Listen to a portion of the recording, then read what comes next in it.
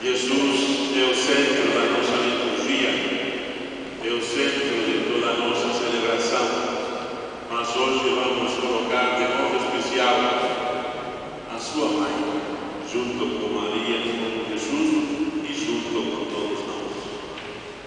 Em nome do Pai, do Filho e do Espírito Santo. Amém.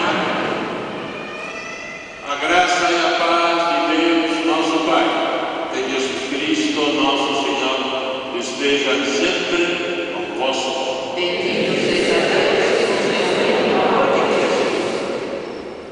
Acolhemos a todos, irmãos e irmãs, devotos de Nossa Senhora, para esta celebração.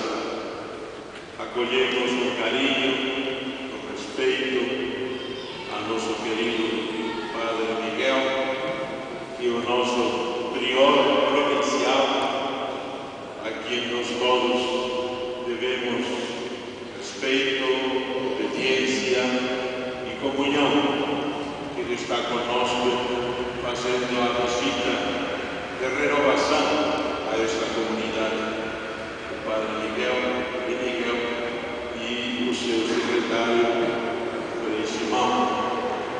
Então, Miguel, obrigado por estar aqui conosco e que esta missa seja para nós todos também uma demonstração de gratidão pelos seus trabalhos, pelo seu ministério à frente da nossa província.